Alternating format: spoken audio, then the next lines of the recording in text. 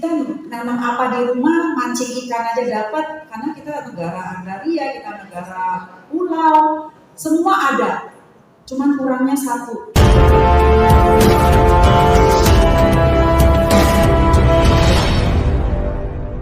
Talk show bertajuk, Perempuan Hebat Mewujudkan Generasi Emas 2024. Sukses digelar hari ini di Jakarta International Tower, Selipi, Jakarta Barat. Acara yang diinisiasi oleh Ketua Yayasan University of Jakarta International ini, menyoroti peran strategis perempuan dalam pembangunan bangsa. Acara ini menghadirkan pembicara, Veronica Tan, Wakil Menteri Pemberdayaan Perempuan dan Perlindungan Anak, Nganie Hadi Cahyanto, Ketua Umum Cahaya Ladara Nusantara, Profesor Dr. Ari Purbayanto, Ketua Badan Akreditasi Nasional Perguruan Tinggi. Diskusi yang dipandu oleh Dr. Weni Susanto, Ketua Yayasan University of Jakarta International, juga dihadiri oleh tokoh-tokoh perempuan inspiratif, yaitu Dewi Moti Pramono, Happy Jarot, Emi Nasarudin, dan Siti M. Arifah M. Aruf Amin.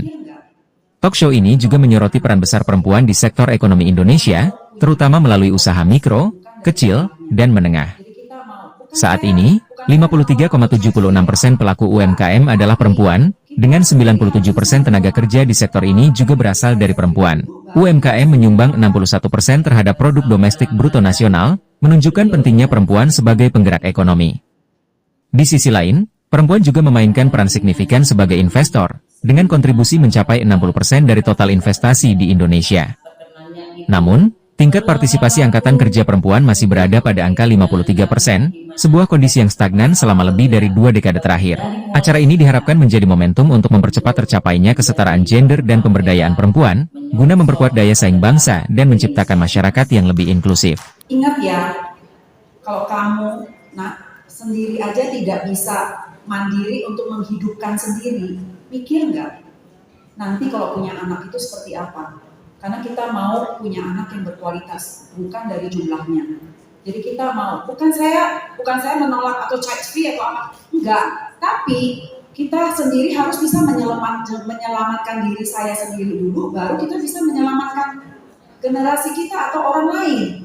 Jadi semua itu pada basicnya itu sama di kita. Kita harus survive dulu gitu loh, baru kita bisa nyelamatin.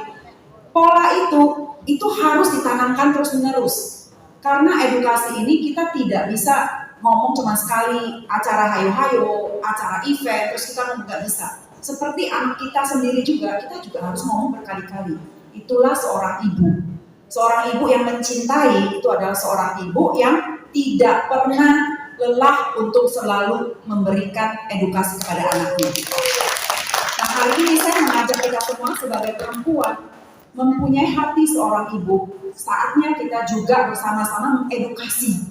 Dengan bawel-bawel nggak apa-apa, memang ibu-ibu bawel.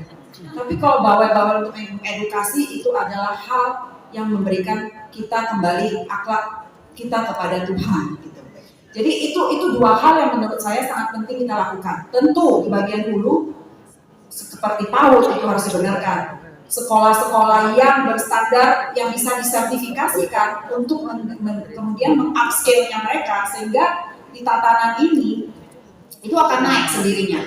Kita yang punya hotel tidak akan susah mencari karyawan, karyawati, buruh juga tidak akan ini. Jadi tinggal dari kementerian kita akan membantu di dalam kebijakan, melindungi hak dan memberikan kewajiban memberi kerja atau pekerja rumah tangga. Nah itu semua baru dengan data-data yang ada kita bisa naikkan untuk sama-sama bergotong royong di dalam membuat kebijakan, NGO membantu, dan ini semua bisa kita lakukan bersama. Nah saat ini dari Kementerian PPA kita akan mencanangkan sebuah ruang bersama merah putih. Karena ketika kita digodok, pengalaman saya ketika tiba-tiba ya semuanya serba instan, tiba-tiba satu hari saya dipanggil, ya Mayor Teddy, ayo ibu mau bantu nggak untuk bantu perempuan dan anak? Saya bilang tentu kalau bapak memang Pak Prabowo memang mengizinkan, dengan hati minimal saya sudah membuka hati dan memberikan hati untuk perempuan dan anak. Nah, ketika saya mendengar, kita kan semua digodok ya, jadi kita benar-benar dikasih pandangan, kita benar-benar dilatih otak dan otot. Jadi ototnya pagi, ototnya dari jam 10 sampai jam 4. Jadi semua paparan-paparan kita belajar. Satu hal saya belajar. Pada saat ini, yang penting kita lakukan dari Pak Prabowo itu adalah Pak Presiden kita menggandeng, kita bersama-sama. Tidak ada perbedaan apapun lagi. Kita bergerak bersama karena negara kita negara survive. Kita punya SDM kok, kita punya resource. Kita harus bisa swasembada. Benar, saya bilang benar. Kita punya rakyat yang banyak, 300 juta, 310 ya kan sekarang, 270 juta. Kita punya SDM, kita punya tanah agro. Kita nggak seperti negara lain. Kita nanam apa di rumah, mancing ikan aja dapat, karena kita negara agraria, kita negara pulau, semua ada. Cuman kurangnya satu, keberagaman yang jadi satu, berbeda-beda jadi satu, kebersamaan kita, tidak memandang siapapun kita ini, tidak memandang saya siapa, saya dari mana, tapi hanya satu bahasa, saya adalah orang Indonesia. Nah, dengan merangkul seperti itu, memberikan kita sebuah inspirasi. Ayo dong bersama-sama, kita bisa membangun, kita bisa jadi negara yang survive, karena kita punya resource. Yang paling penting adalah bagaimana membuat SDM, terutama perempuan, menjadi tangguh. Nah, di situ semangat saya tumbuh lagi. Dan ketika hari ini saya diajak bertemu dengan sahabat-sahabat, dengan ibu-ibu, dengan perempuan-perempuan hebat, saya mengajak juga atas nama Ibu Menteri, kita akan membuat ruang bersama Merah Putih, yang dimana kita lagi berpikir mappingnya itu sebuah gerakan pada hari Ibu, tanggal 22 Desember. Jadi itu akan menjadi sebuah gerakan karena sebenarnya 22 Desember tahun 2008 itu adalah hari pertama gerakan perempuan Indonesia setelah Sumpah Pemuda. Jadi bukan namanya Hari Ibu. Ya, jadi itu sebenarnya adalah sebuah gerakan perempuan. Jadi kita ingin ini menjadi satu momen kita juga sebagai perempuan menuju perempuan 2045 ini, kita bisa bersama-sama bergandeng tangan menyerukan kita perempuan bisa loh kita bergerak, kita perempuan berani berkata-kata, kita perempuan mau belajar, kita perempuan mau mandiri, kita perempuan mau berdaya. Jadi mungkin dengan gerakan seperti ini kita akan sama-sama menghilangkan kasus-kasus yang berani. Tentu dari kementerian kita juga kita coba berkolaborasi, berintegrasi karena itu juga yang dimaui oleh Pak Presiden untuk kita bersinergi. Jadi mungkin kalau misalnya ada pelecehan seksual itu benar-benar ditindak hukum. Jadi kita bekerja sama juga dengan Polri karena mereka juga punya dirjen untuk direktorat untuk TPPO, TPKS. Jadi pelecehan seksual lah, perdagangan orang lah, perbudak apa itu semua udah ada. Jadi kita tinggal linkkan dengan teknologi ya menuju digital platform. Masa sekarang adalah masa digital platform. Kita tidak bisa meninggalkan itu, tapi kita bisa bersama-sama menyuarakan, menggerakkan, edukasi, mengajar, mendidik.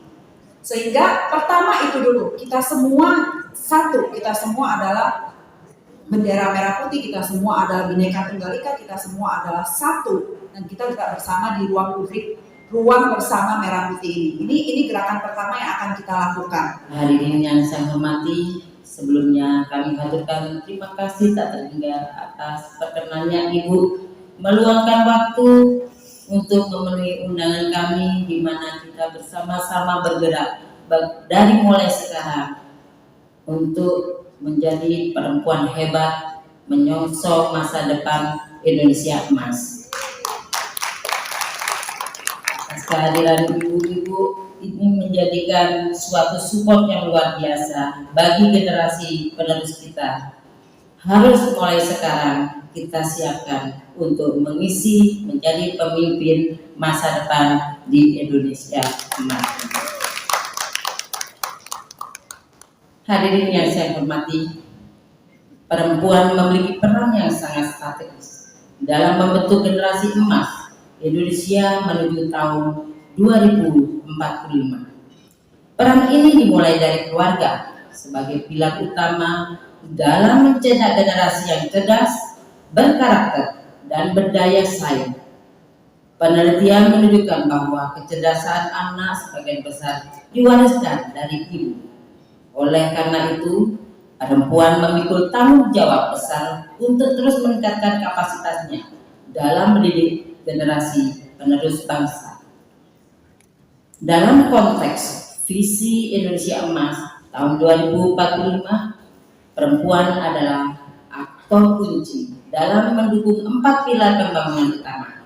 1. Pembangunan manusia serta penguasaan ilmu pengetahuan dan teknologi. 2. Pembangunan ekonomi yang berkelanjutan. 3. Pemerataan pembangunan di seluruh Indonesia. 4.